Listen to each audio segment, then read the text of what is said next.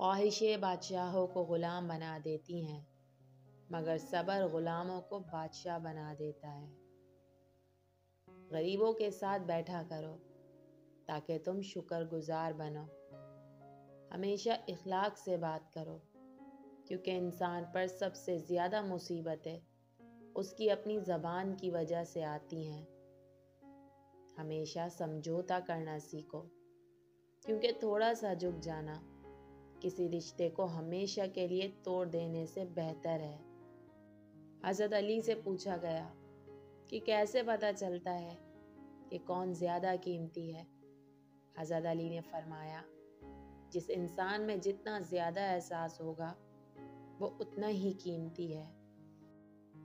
جب بہترین کی خواہش ہو تو اللہ کی طرف دیکھو، اپنی خواہشات کی طرف نہیں، کیونکہ ہم نہیں جان سکتے ہمارے لیے کیا اچھا ہے، مگر اللہ جانتا ہے۔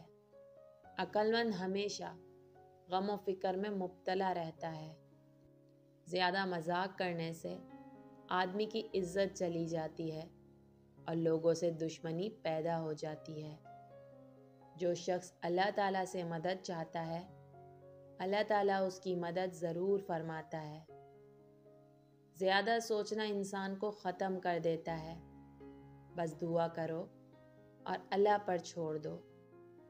عقل مند آدمی اپنے آپ کو پست کر کے بلندی حاصل کرتا ہے، اور نادان اپنے آپ کو بڑھا کر ذلت اٹھاتا ہے۔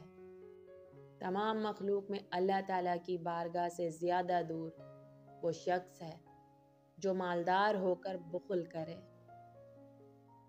اپنی سوچوں کو پانی کے قطروں سے زیادہ شفاف رکھو، کیونکہ جس طرح قطروں سے دریا بنتا ہے، اسی طرح سوچوں سے ایمان بنتا ہے۔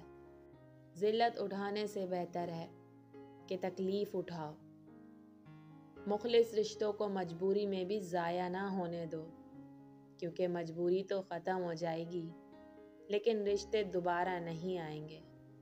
اگر تم اس وقت مسکرا سکتے ہو جب تم پوری طرح ٹوٹ چکے ہو، تو یقین جانو دنیا میں تمہیں کبھی کوئی نہیں توڑ سکتا۔ کبھی تم دوسروں کے لیے دل سے دعا مانگ کر تو دیکھو، تمہیں اپنے لیے دعا مانگنے کی ضرورت نہیں پڑے گی۔ سب سے زیادہ غنی وہ شخص ہے جو اللہ تعالیٰ کی تقسیم پر راضی ہے۔ ہمیشہ ایسے شخص کو چنا کرو جو آپ کو عزت دے، کیونکہ عزت محبت سے کہیں زیادہ خاص ہوتی ہے۔